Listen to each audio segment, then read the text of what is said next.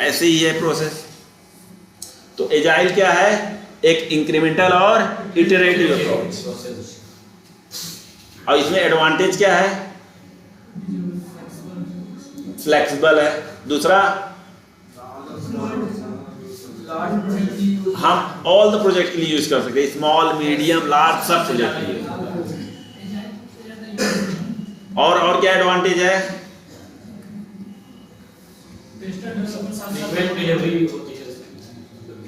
CR, we can accept the change request in middle development phase। और क्या advantage है? हर एक कुछ स्टेप को डेवलप करने के बाद यूजर को दे दिया जाता है। हाँ जी, हर एक स्टेप को डेवलप करने के बाद यूजर को दे दिया जाता है ना। हाँ, बेसिकली जो भी मॉड्यूल डेवलप होगा वो डिप्लॉय होता रहेगा। एक स्प्रिंट साइकिल में हमेशा डिप्लॉयमेंट जाती रहेगी, वो तो प्रोसेस है। और क्या एडवांटेज है?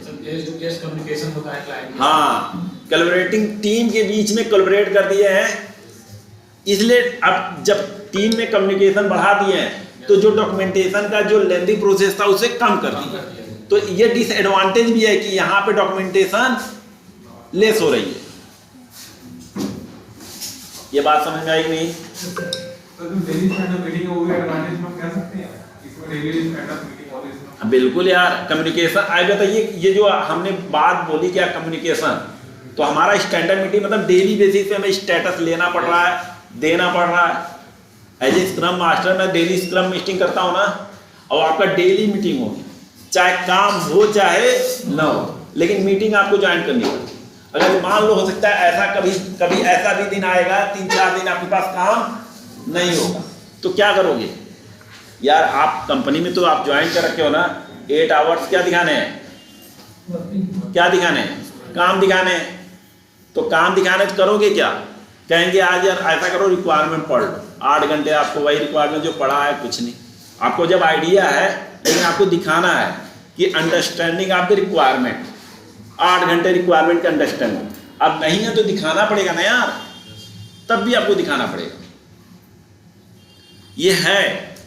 और उसके बाद कहेंगे यार एक बार टेस्ट केस रिव्यू कर लो, जो आपने टेस्ट केस कहीं कुछ मिस तो नहीं है, या कहेंगे यार थोड़ा सा आप एप्लीकेशन को गो थ्रू कर लो। और एक और चीज़ है कि यार चलो ये सारी चीज़ें कंप्लीट हो गई। पहले देखो पहला काम क्या रहता है मालूम है IT में?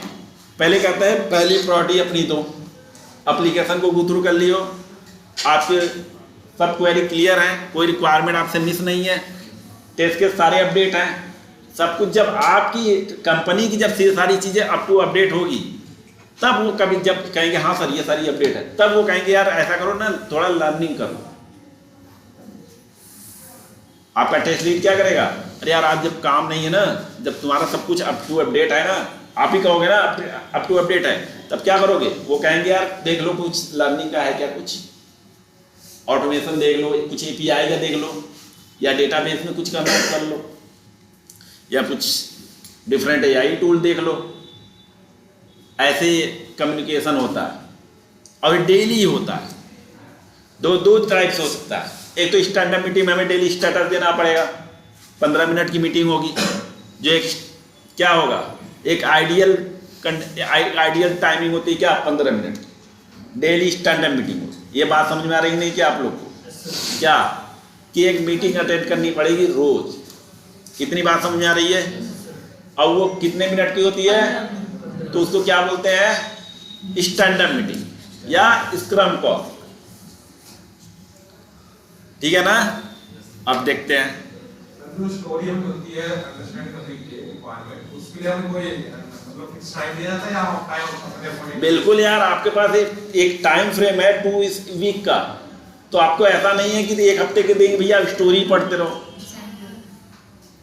ऐसा तो नहीं होगा ना यार। अगर हम आपको टाइम एस्टिमेशन में, आप टाइम एस्टिमेशन लॉग करते हो, जीरा तो सबसे अच्छी जीरा क्या है टूल, उसमें आप टाइम लॉग भी करते हो कि आपने कितनी टाइम तक स्टोरी पढ़ी। तो इसमें जैसे आपने बोल दिया भैया कि हमने दो घंटे हमने अंडरस्टैंडिंग किया, ठीक है, तो आप 2 घंटे टाइम लॉग करते हो, 2 आवर। उस किस स्टोरी के लिए, जिस स्टोरी के लिए आप पढ़ोगे, अंडरस्टैंडिंग करोगे, कुछ क्वेरी होगी तो कमेंट करोगे, फिर उसमें 2 घंटे लॉग करोगे। उसमें लॉगिंग का टाइमिंग होता है। जैसे मान लो पहली बात तो एक स्टोरी के काम करने के कितने आपको टाइम दिया जाएगा, कितने घंटे ले सकते हो, आपको बताएंगे। अच्छा ये टेस्ट केस कितने घंटे में लिख दोगे, कहोगे 4 घंटे में टेस्ट केस लिखेंगे, उसके बाद पहले 2 घंटे अंडरस्टैंडिंग होगी, उसके बाद जब अंडरस्टैंडिंग होगी कि हमारे क्लियर हो जाएंगे क्वेरी, फिर 4 घंटे हम क्या करेंगे, टेस्ट केस लिखेंगे, और फिर 2 घंटे टेस्ट केस अपडेट करने का। तो 8 घंटे आपने दे दिया, 8 घंटे मतलब एक दिन, 8 घंटे मतलब एक दिन, क्योंकि आपकी ड्यूटी क्या होती है 8 घंटे की ना, तो एक दिन का आपने क्या टाइम लॉग डाल दिया। जैसे ही 8 आवर डालोगे वहाँ 1 डेज दिखना शुरू कर देगा। वहाँ पे जीरा में भी आप 8 घंटे डालोगे ना तो वहाँ 1 डेज क्लियर होता है, 8 घंटे मतलब एक दिन।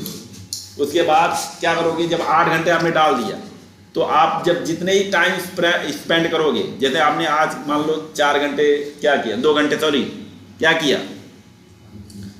काम किया किस पे, स्टोरी पढ़ने पे, तो आप गए जीरा उस स्टोरी पे 2 घंटे डाल दिया, तो अब रिमेनिंग कितना उसमें दिखाएगा कि भैया 8 घंटे आपने लॉग किया था, अब 2 घंटे आपने क्या किया, इस पे वर्क किया है, अब 6 घंटे बचे हैं। साफ साफ दिखेगा, साफ साफ दिखेगा। देखो ऐसे दिखेगा, दिखा भी देते हैं तुम्हें।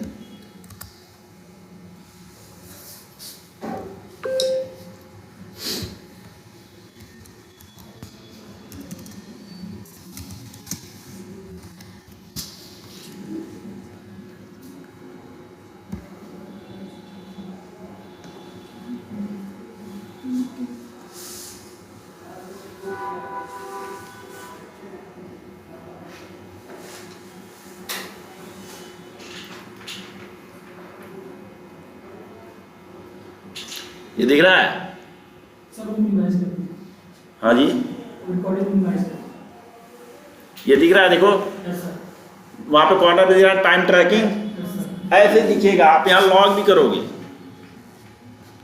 ऐसे देखो 3 days 5 hours 30 minute लॉग है। ऐसे ही आप देखो यहाँ पे देखो रिपोर्टर कौन है, जो क्रिएट किया है, कौन, मान लो बीए ने क्रिएट किया। असाइन कौन है, अभी अनअसाइन मतलब किसी को असाइन नहीं हुआ।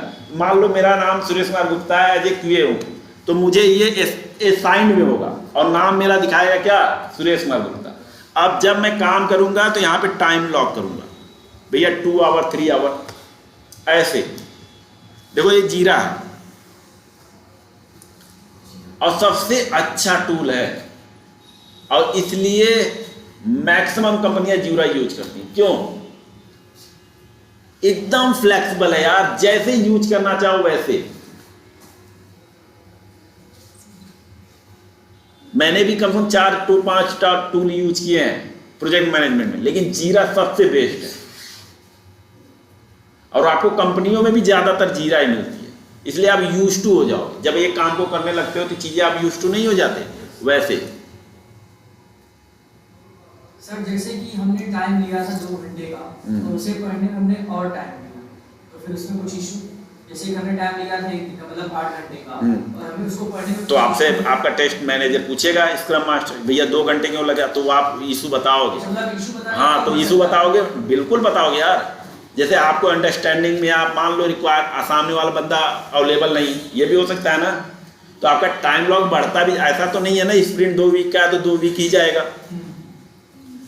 कभी कभी ऐसा इशू आता है कि जब टाइम मतलब हमने स्प्रिंट टाइम साइकिल 2 वीक का दे दिया, लेकिन कॉम्प्लेक्स ऐसा हो गया, कुछ ऐसी डेवलपमेंट का प्रोसेस चला जहाँ डेवलपर को बहुत सारे चैलेंजेस फेस हुए, तो वो या तो 2 वीक को क्या कर देंगे 3 वीक कर देंगे, या तो 5 स्टोरी लेके चल रहे हैं तो 1 स्टोरी हटा देंगे, भैया ये स्टोरी अब नेक्स्ट साइकिल में चलेगा।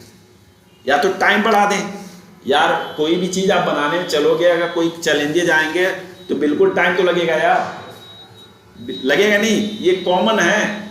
चाहे किसी भी प्रैक्टिकली लाइफ में देख लो कि अगर आप काम चलने सोचते हो यार आज ये 8 घंटे में कर लें, लेकिन अगर आपके पास कुछ ऐसे चैलेंज आए, कोई घर में बीमार हो गया तो कैसे कर लोगे 8 घंटे? कर लोगे? नहीं कर पाओगे ना।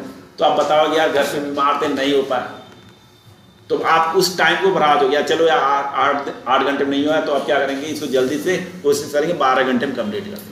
अब ऐसा नहीं है कि 8 घंटे में कर रहे हो, कुछ इशू आ गया 12 घंटे में कर रहे हो, अब उसको 1 वीक ले जाओगे, तो ये पॉसिबल नहीं है। आपको जैसे मान लो कॉम्प्लेक्सिटी आती है तो आप जैसे 8 घंटे आपको टाइम फ्रेम दे दिया गया तो आप कोशिश करोगे 10 घंटे, लेकिन आपको अगर 16 घंटे दे दिया तब भी आप करोगे 18 घंटे। ऐसा होता है, एक कॉमन ह्यूमन। टाइम आपको फिक्स मिलेगा, आपको टाइम, आपको ही नहीं पूरे टीम को, एक इंडिविजुअल बंदा होगा सबको टाइम के हिसाब से मिलेगा। तभी तो यार ये प्लानिंग चलती है ना। ये प्लानिंग किस हिसाब से चलती है? ये डेवलपमेंट में प्लानिंग चलती है कि स्प्रिंट प्लानिंग मीटिंग चलेगी, उसमें ये डिसाइड होगा कि कौन कौन सी स्टोरी कौन करेगा, फिर सबको बता दिया जाएगा भैया आपको कितना टाइम लगेगा। देखो सबसे पूछा जाता है, ऐसा नहीं है कि वो बता देंगे भैया आपको 8 घंटे लगेगा। पहले एक मीटिंग और डिस्कशन होगी, अच्छा सुरेश बताओ तुम्हें कितना टाइम लग सकता है, तो मैं कहूँगा सर 8 घंटे लग सकता है। लेकिन मैं अगर 4-5 साल के एक्सपीरियंस हुई तो 8 घंटे, लेकिन जो बंदा 1 साल के एक्सपीरियंस से उसे 8 घंटे से कैसे लगेगा? उसका टाइम फ्रेम ज़्यादा हो सकता है ना, तो उसके लिए वो टाइम ज़्यादा दे देते हैं, या स्टोरी उसको उस हिसाब से दे देते हैं कि भैया 8 घंटे में कर लोगे। इस तरह से चीज़ें डिवाइड होती है, ताकि आप मान लो डेवलपमेंट कोई बंदा है, 4 डेवलपर हैं, उसमें 2 बंदा कोई सीनियर है, 2 बंदा जूनियर है, तो इस हिसाब से स्टोरी डिवाइड होती है। ये कॉमन है, कंपनी में भी ऐसा होता है कि जिसके पास एक्सपीरियंस है उस हिसाब से स्टोरी देंगे, जिसके पास कम एक्सपीरियंस है उस हिसाब से स्टोरी देंगे। अच्छा यार यहाँ पे थोड़ा सा चेंजेस है, देख लो। वो क्या करेगा, जब धीरे धीरे डेवलपमेंट स्टार्ट कर देगा, चीज़ें अब एक्सपीरियंस गेन करता जाएगा, देखो उसका काम भी ऐसा एफिशिएंसी आती जाएगी। इस तरह से होता है। जो स्टोरी होती है हमें स्मॉल स्टोरी छोटी-छोटी होती है स्प्रिंट में, कि पूरी स्टोरी हम स्टार्टिंग में या कंप्लीट स्टोरी? नहीं, आपको स्टोरी डिवाइड हो जाती है ना स्प्रिंट में। स्प्रिंट में क्या होता है, एक स्प्रिंट है, 2 स्प्रिंट, 3 स्प्रिंट। हाँ, तो अब स्टोरी मान लो एक स्टोरी स्प्रिंट 1 है, नहीं स्प्रिंट 1 है ना, ठीक है। तो जब स्प्रिंट 1 में 5 स्टोरी डिवाइड हो गया, 5 हमने कलेक्ट कर लिया, अब हमारा 100 स्टोरी बन रखा है, तो 5 स्टोरी लेके चल रहे हैं, कितने स्प्रिंट हो सकते हैं? 20। अब 1-2 स्टोरी इधर उधर कर सकते हैं, मान लो 5 स्टोरी लेके चले, उसमें एक स्टोरी है जो कॉम्प्लेक्स है, तो अब मान लो उस कॉम्प्लेक्स की डेवलपमेंट कर रहे हैं, तो 2 वीक का स्प्रिंट लेके चल रहे हैं, लेकिन ऐसा इशू आया कि यार टाइम हमारा अब डेवलपमेंट में ज़्यादा जा रहा है, तो हम स्प्रिंट क्या कर दिए 3, तो वहां पे भी टाइम लॉक करते हैं। स्प्रिंट साइकिल पर जैसे डेट होता है ना, देखो जीरा में ही बताते हैं, जो स्प्रिंट है ना उसमें 2 वीक का लगा रहेगा, ऐसा देगा कि 5 अक्टूबर से लेके कितना 15 अक्टूबर तक। लेकिन अगर 2 वीक हो गया ना, लेकिन फिर अगर बढ़ाएंगे तो क्या कर देंगे 5 अक्टूबर से लेके 20 अक्टूबर तक, तो आपका क्या हो गया 3 वीक हो गया। ऐसे इतनी बात समझ में आई? अब देखते हैं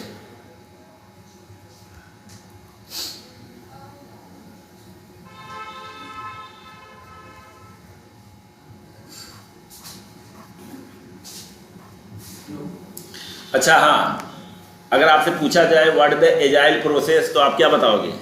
आप आए थे क्लास में? हाँ आप ही नहीं? हाँ एजाइल के टाइम पे थे? नहीं ये सामने वाला, हाँ आप से। हाँ व्हाट द एजाइल प्रोसेस,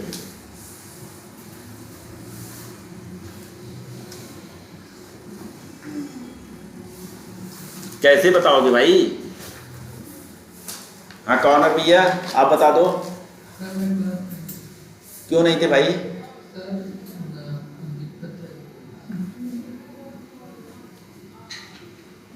कोई बताना चाहेगा? हाँ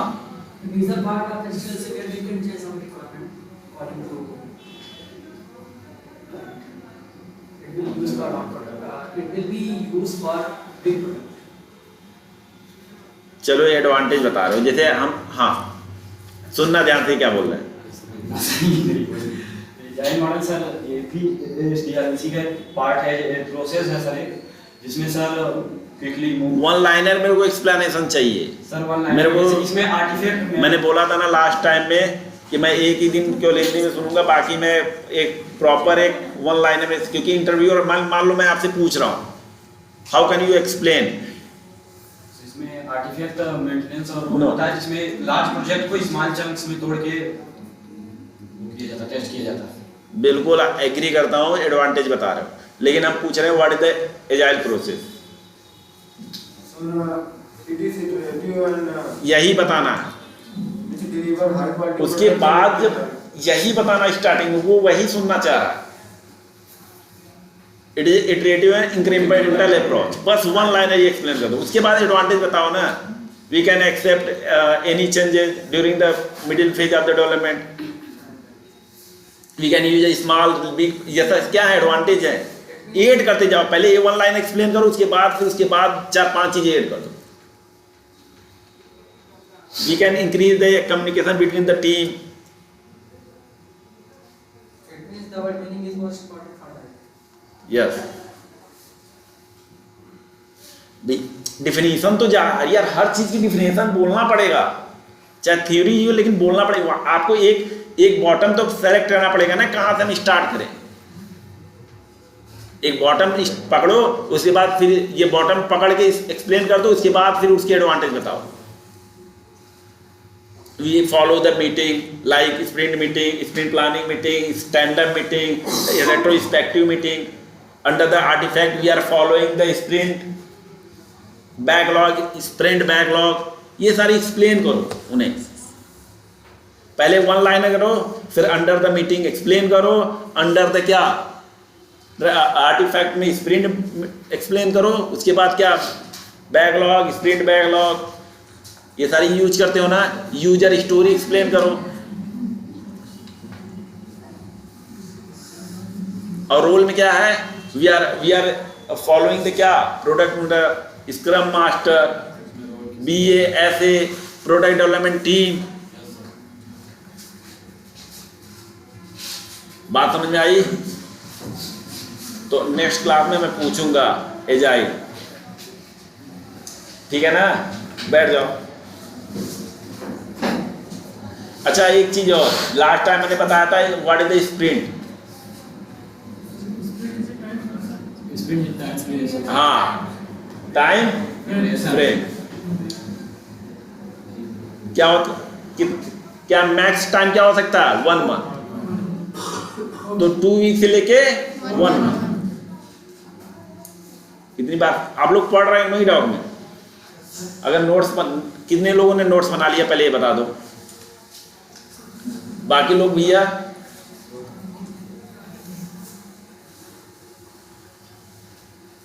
क्या चाह रहे हो कि हम भी थोड़ा सा स्ट्रिक्ट हो जाए क्या? मैं फिर नेक्स्ट क्लास में मैं इंटर नहीं होने दूंगा। और बता दूं, अगर मैनुअल आपका मिस हुआ ना तो लाइफ लॉन्ग कुछ नहीं कर पाओगे, इतना मैं गारंटी देता हूं। और कहो तो हमसे लिखवा लो, लिखने के लिए रेडी रेडी हो, इसलिए बहुत हल्के में मैनुअल को मत समझो।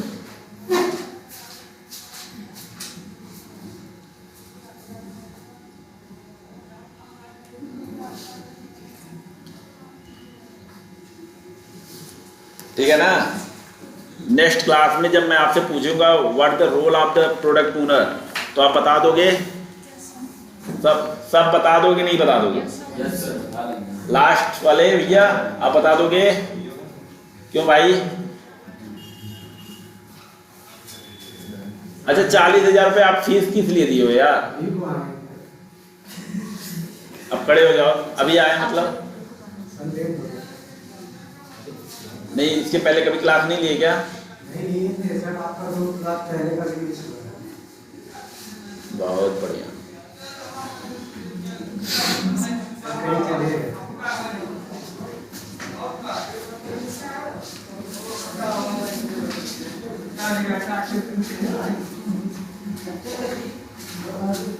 तो बाकी लोग एक्सप्लेन, आप देखो डॉक्यूमेंट्स मैंने ग्रुप में शेयर किया, देखा है आपने?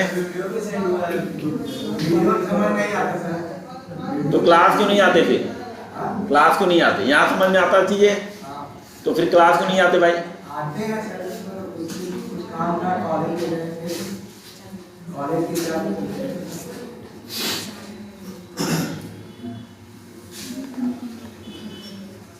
कॉलेज गए थे तो ये मेरा इशू है। फिर बना रहे हैं। हाँ तो नोट्स पढ़ो, नेक्स्ट क्लास में अगर आप एक्सप्लेन नहीं करोगे तो मैं बाहर करूँगा।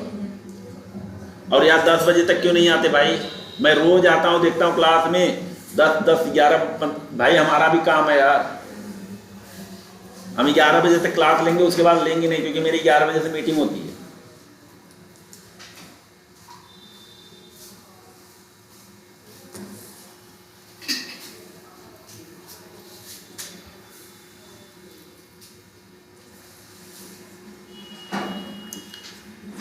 ठीक है ना? प्रोडक्ट ओनर का क्या काम है? Product owner decide the priority of requirement. हाँ, वो प्रायोरिटी डिसाइड करता है कौन सी स्टोरी फर्स्ट डेवलप होगी और कौन सी बाद, मतलब वो लिस्ट प्रायोरिटी और हाई प्रायोरिटी डिसाइड करता है कोई भी रिक्वायरमेंट की डेवलपमेंट के लिए। ठीक है ना? और स्क्रम मास्टर का काम क्या है? Scrum Master के organize meeting between हाँ, ऑर्गेनाइज मीटिंग ऑर्गेनाइज करता है। उसके बाद टीम में जो कॉन्फ्लिक्ट होती है उसको रिजॉल्व करने की कोशिश करता है, किसी का क्वेरी है उसको रिजॉल्व करने की कोशिश करता है, ये सारे। और एक काम और करता है, रिटर्न ऑन इन्वेस्टमेंट देखता है कि यार हमेशा क्या मांगता है? स्टेटस। भैया अच्छा बताइए यार, राम तुम अपना स्टेटस बताओ, कल क्या काम किए थे? तो वो फोकस करता है क्या? Return of the investment. As a resource तुम किसी पे काम कर रहे हो तो आपकी रोल क्या है? कल आपने क्या काम किया था, आज क्या करोगे और कल क्या करने वाले? ये हमेशा पूछेगा। तुम कभी भी फ्यूचर में काम करोगे आईटी कंपनी में तो ये बात हमेशा ध्यान रखना, 3 चीज़ें हमेशा स्टेटस मांगता रहता है कि यार चलो मान लो आपने लास्ट टाइम क्या काम किया था, मतलब कल का क्या काम किए थे और आज क्या करोगे, ये हमेशा स्क्रम मास्टर आपसे पूछेगा। अगर स्क्रम मास्टर की फिजिबिलिटी आपके टीम में है तो, नहीं तो प्रोडक्ट ओनर पूछेगा। कभी कभी कंपनी में स्क्रम मास्टर नहीं होते हैं किसी प्रोजेक्ट में, लेकिन आप जो बड़ी बड़ी कंपनियां होती है ना, जहाँ एमएनसी कंपनियां होती है, जहाँ पे प्रॉपर एक टीम बैठाते हैं काम करने के लिए। जैसे मान लो टीसीएस को काम करना पड़ेगा ना, तो वो कोई प्रोजेक्ट लेके आएगा, कोई भी यूएस प्रोजेक्ट ले आएगा, वो प्रॉपर भैया कहेगा मेरा ये प्रोसेस है डेवलपमेंट का, ऐसा है, अगर आपके पास बजट है तो करेंगे, नहीं है तो भैया आप देख लो कोई। इसका मास्टर जो सब काम रहता है फिर प्रोडक्ट ओनर करेगा। प्रोडक्ट ओनर के क्लाइंट के साथ उसकी क्या होती है? और इनकेस अगर किसी कंपनी में इसका मास्टर ना रहा तो बीए पूछेगा या प्रोडक्ट ओनर पूछे, और वो मीटिंग कौन कराएगा? यार बता तो रहा, बीए कराएगा या तो प्रोडक्ट ओनर कराएगा। कोई ना कोई किसी को तो रोल तो दे दिया जाएगा, किसी न किसी को रोल दे दिया जाएगा। अगर मान लो आप कंपनी में गए, आपका टेस्ट लीड नहीं है तो कोई किसी न किसी को तो बनाना पड़ेगा ना। तो मान लो 3 बंदे आपके टेस्ट टीम में काम कर रहे हैं और कोई लीड नहीं, तो या तो लीड की हायरिंग होगी, कहेंगे भैया एक ऐसा करो टेस्ट लीड। क्यों? क्योंकि मैनेजमेंट तो यार तुमसे एक बंदे से पूछने नहीं जाएगा ना कि यार तुम क्या काम कर रहे हो, क्या काम कर रहे हो। वो एक बंदा क्या करेगा, हायरार्की होती है कि वो टेस्ट लीड को पकड़ेगा, उससे पूछेगा कैसा काम चल रहा है। वो बंदा तीनों को बताएगा एक ही फ्रेम में, यार ये इन्होंने ये काम कर लिया, ये काम कर लिया, अब इनका काम ही चल रहा। इतनी बात समझ में आई? रोल में देख लेना, एक बार फिर से पढ़ लेना। मैं बोल रहा हूँ कल मैं पूछूंगा कि प्रोडक्ट ओनर की क्या रोल है, रेस्पॉन्सिबिलिटी होती है, स्क्रम मास्टर का क्या होता है। देखो साफ साफ बता रहा है। और स्क्रम डेवलपमेंट टीम क्या होती है, उसमें क्या क्या टीम होती है। देखो डेवलपर और एसएमई, उसके बाद स्क्रम टीम। और आर्टिफैक्ट में 3 इंपॉर्टेंट है। एक देखो आर्टिफैक्ट में हमेशा पूछता है व्हाट द स्प्रिंट, ये पूछता है। और दूसरा क्या पूछेगा, यूजर स्टोरी। और तीसरा क्या पूछेगा, बैकलॉग। स्प्रिंट बैकलॉग नहीं पूछता, लेकिन 3 चीजें पूछती है। ये जो मैं बता रहा हूँ ना, कहीं मेंशन कर लिया करो, क्योंकि बार बार चीजें वो आप वीडियो भी जाके नहीं देखते हो। मैं डैम श्योर हूँ, मैं वीडियो कोई नहीं देखता। जितना आपको यहाँ चीजें समझ में आती है, आप थोड़ा सा मेंशन करते जाया करो। आपके पास नोट्स होने चाहिए सामने, और कुछ भी अगर आपको लगता है आपके हिसाब से जो मेंशन करोगे वो हमेशा रिमाइंड करता रहेगा। अच्छा सर ने ये बताया था, उस टाइम पे हमने ये चीजें मेंशन किया। यार ये प्रैक्टिकली चीजें होती है। ठीक है ना। और ये देखो, हाँ ये चार्ट के बारे में पूछते हैं। ये चार्ट क्या होता है, एक रिपोर्ट निकाल के देता है यार कि हमारा प्रोसेस क्या डेवलपमेंट कैसे चल रहा है, कि क्या अभी पेंडिंग है, क्या हो चुका है, ये भी तो देखेगा ना यार। मान लो प्रोडक्ट ओनर आएगा, रोज मीटिंग करेगा, नहीं करेगा, वो रिपोर्ट ही देख के बताएगा यार डेवलपमेंट कैसा चल रहा है। या मान लो क्लाइंट को भी देखना है तो उसके पास जीरा का एक्सेस दे देंगे और देखेंगे भैया हमारा क्या है स्प्रिंट में, क्या चार्ट भाई अभी क्या डेवलपमेंट चल रहा है प्रोडक्ट। अब तुमने देखो, अब तुम्हारा टेस्ट लीड तुम्हें अगर ट्रैक करना चाहेगा तो रोज पूछेगा, उसके पास तो हेक्टिक रहेगा यार। तुम्हारे काम की इफिशियंसी भी चेक करना चाहेगा तो देखेगा यार, देखो डिफेक्ट बन चार्ट, मतलब तुम्हें एक वो रिपोर्ट बना के दे देगा किसको, मैनेजर को। वो देखेगा यार ये सुरेश कितने बग लास्ट के एक वीक में रिपोर्ट किया और कितने क्लोज किया और कितने रेज किया। सर ये भी फिक्स रहता है कि आपको एक मंथ में इतने बग नहीं, फिक्स नहीं रहता, लेकिन आपको अगर बग मिल रहा है। अच्छा ये बताओ, जब आप अगर आपकी टेस्टिंग की इफिशियंसी है, बढ़िया आप एप्लीकेशन टेस्ट कर पा रहे हो तो आपको तो बग मिलेगा, ये तो डैम से हो पहला। दूसरा, अगर मान लो आपके पास आप इशू रेज कर रहे हो लेकिन प्रॉपरली रेज नहीं कर रहे हो, आपके पास इतनी इफिशियंसी नहीं है, बग नहीं रेज पर कर पा रहे हो, अब वो इशू मिल रहा है कहाँ, यूएटी पे या लाइव पे, तो आपके टेस्ट मैनेजर पूछेगा ना यार ये इशू क्यों आ रहे हैं।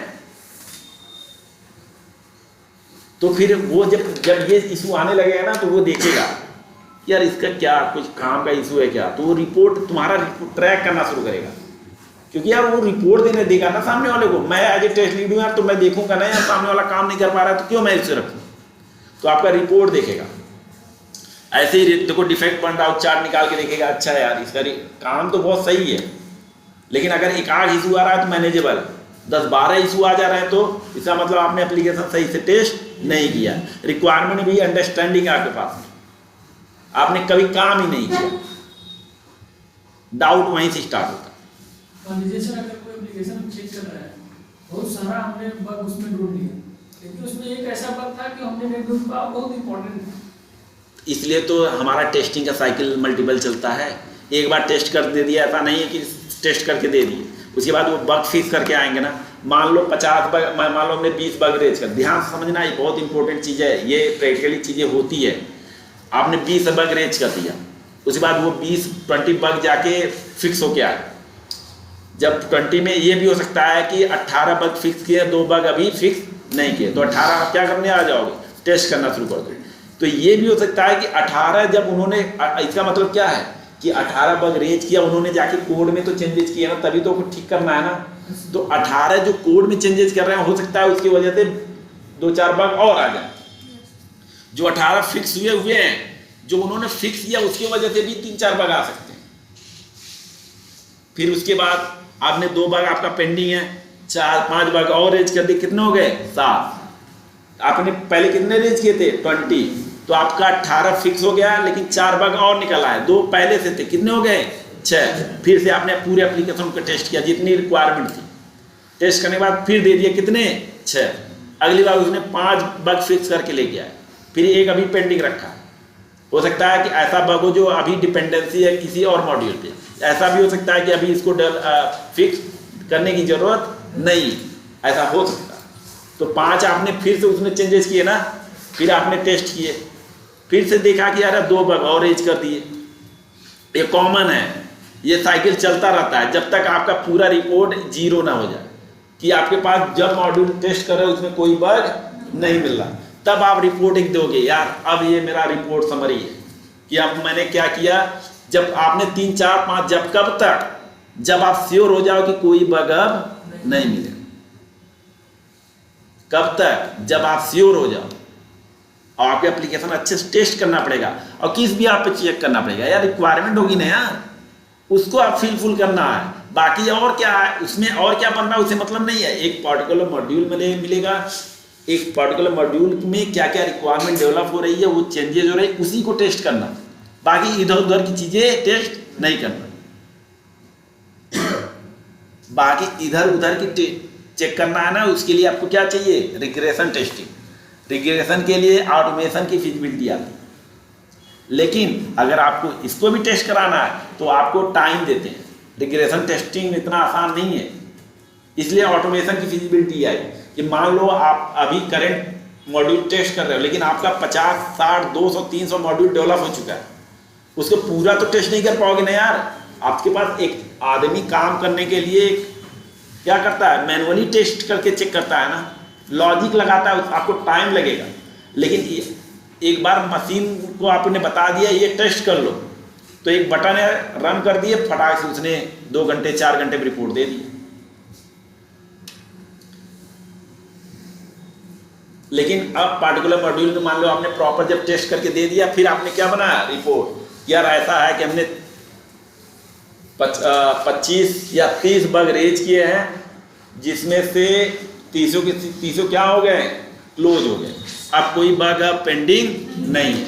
तो आप अब फाइनल रिपोर्ट भेजोगे, यार अब कोई इशू नहीं, मेरे हिसाब से सब कुछ सही चल रहा, ये रिपोर्ट दोगे एक डॉक्यूमेंट बना के, यार ये इशू था, ये ब्लॉकर भी आया था, इतने हमने टेस्ट, मान लो आपके पास 100 टेस्ट केस थे, उसमें आपने 100 टेस्ट केस में कितने टेस्ट केस फेल हुए थे, 30, तो 30 बग क्लोज किए, आपने एग्जीक्यूट कितने किए, 100, जिसमें कितने बग मिले, 30, वो फाइनल रिपोर्ट करके भेज दोगे। ये रिपोर्ट ऐसे प्रोसेस होता है, रिपोर्ट दे दोगे, उसके बाद वो जो स्टोरी है उस स्टोरी के लिए समझ लो डेवलपमेंट हो चुकी है। अब वो क्या होगा, वो डिप्लॉयमेंट के लिए रेडी फॉर डिप्लॉयमेंट। अब उसका स्टेटस किस में डाल देंगे, रेडी फॉर डिप्लॉयमेंट। अब वो डिप्लॉयमेंट के लिए रेडी रहेगा। अब 5 स्टोरी है, एक आपने क्या कर दिया, कंप्लीट, फिर ऐसे ऐसे करके सारे स्टोरी अगर कंप्लीट हो गए हैं तो आपका स्प्रिंट क्या हो जाएगा, डिप्लॉय हो जाएगा। इतनी बात समझ में आ रही है सबको? तो ऐसे रिपोर्ट बनता है। देखो प्रोडक्ट मतलब कितना आपके पास स्टोरी है उसका चार्ट बनता जाएगा, इस रिपोर्ट स्प्रिंट, एक स्प्रिंट में कितना है, उसका डेवलपमेंट कैसा है, वो रिपोर्ट बनेगा। सब कुछ रिपोर्ट बनेगा, ऑटोमेटिकली बनेगा, ऐसा नहीं कि मैनुअली जाके बनाएंगे। अगर जीरा यूज कर रहे होंगे ना तो वहां पे एक बटन होगा, क्लिक करेंगे अपने आप एक रिपोर्ट जनरेट कर देगा, कोई बनाने की जरूरत नहीं है। लेकिन अगर ये रिपोर्ट अगर जीरा बना रहा है तो मैनुअली भी पहले बनता था, एक आदमी बैठा देते भैया बनाओ कि कितना रिपोर्ट चल रहा, तो स्टेटस देता था। लेकिन अभी क्या है, हमारे पास टूल है। जितने भी ऑटोमेशन की चीजें है, इतना समझना, पहले क्या होता था, एक आदमी बैठाते थे ना, लेकिन एक एप्लीकेशन आया, टूल आया जीरा, उसने जो आदमी बैठाया था उसको क्या हटा दिया, उसकी नौकरी खा गया कि नहीं खा गया। पहले ऐसा था ना, तुमको एग्जाम्पल बताते हैं, पहले रोड बनती थी, देखते थे कम से कम 100-200 आदमी काम करते थे एक साथ। जब से जेसीपी आया, देखो 5 मिनट में पूरा काम भी कर देता है, और वो 200 आदमी कहाँ गए पता ही नहीं।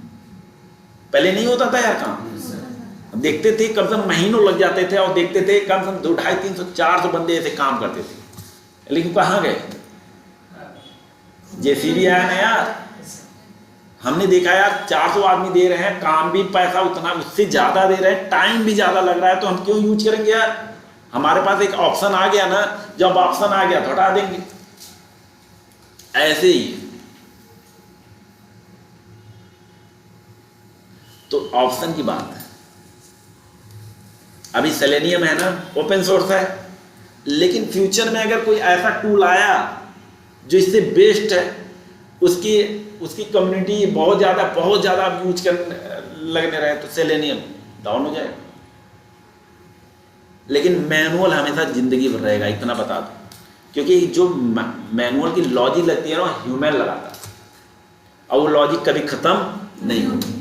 आप एक जो ह्यूमन लॉजिक लगाता है टेस्ट करने का ना, अच्छा ऐसा होगा ऐसा हो, जो थिंकिंग प्रोसेस है वो केवल एक इंसान ही सोच सकता है, मशीन नहीं। मशीन को सोचने के लिए ही हमने दिया है लॉजिक, हमने मशीन को सोचने के लिए कुछ दिया है, तो हम अपना ही लॉजिक लगा के दिए है ना, तो वो अलग क्या सोच लेगा। आप सोचो, जब उसको हमने सोचा है कि ये सोचो, बियॉन्ड द मत सोचो, उसके पीछे हमारा भी क्या है, हमारा अगर मान लो हम उसको दे भी देगी यार चलो तुम सोचो, लेकिन जो हम देंगे तुम सोचो, उसके सोचने के बारे में हमें नहीं पता। हम भी कभी कभी बियॉन्ड तो सोचते हैं ना, लेकिन हमारा उस सोचने पे कंट्रोल है बताओ? कभी नहीं है। कभी इंस्टेंट सोचते हैं यार अच्छा, फिर तुरंत स्विच कर जाते हैं अच्छा वैसा। तो ये कभी नहीं सोच सकता कोई मशीन, चाहे आज नहीं, चाहे 100 साल 200 500 साल बाद, क्योंकि जो हम बनाएंगे हम कोई सुपेरियर चीज नहीं बनाएंगे, खुद को सुपेरियर तो रखेंगे, इतना समझना। अब पॉसिबल, हाँ 2 चीज हो सकती है, ऐसी चीज बनाएंगे जो एक्यूरेसी दे, मशीन हमेशा एक्यूरेसी देती है और ह्यूमन एक्यूरेसी नहीं देती, लेकिन जो ह्यूमन देती है वो हमेशा रोबोट नहीं दे सकती। एक्यूरेसी दे सकती है 100%। कोई भी ऐसा टूल आया, अभी देखो हम जो इंसान था उसके काम की एफिशिएंसी एक फिक्स थी कि भैया 8 घंटे काम करेगा, उसका क्या है लाइफ बैलेंस है ना यार। लेकिन मशीन का लाइफ बैलेंस क्या है यार, उसको बैटरी दो, जब तक चलाना है चलाओ।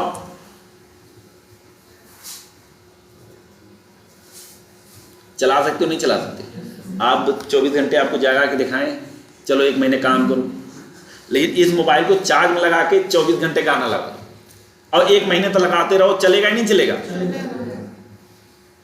लेकिन आपको अगर बोल दे भैया 24 घंटे गाने तो रहो, 1 महीने गाते रहो, तो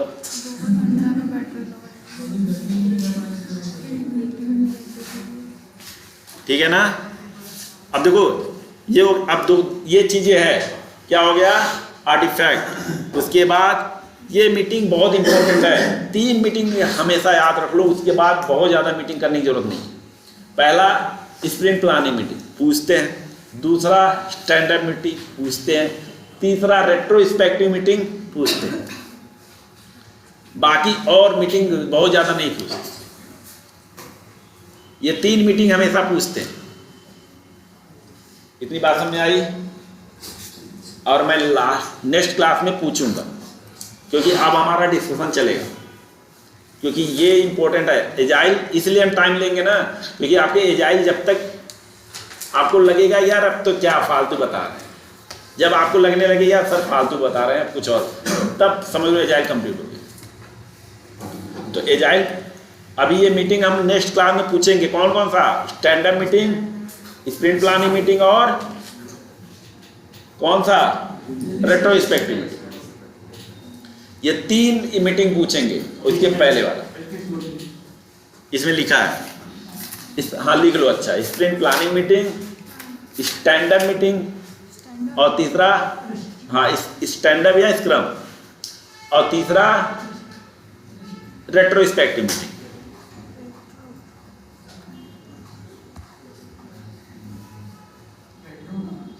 रेट्रोस्पेक्टिव नहीं है क्या इसमें?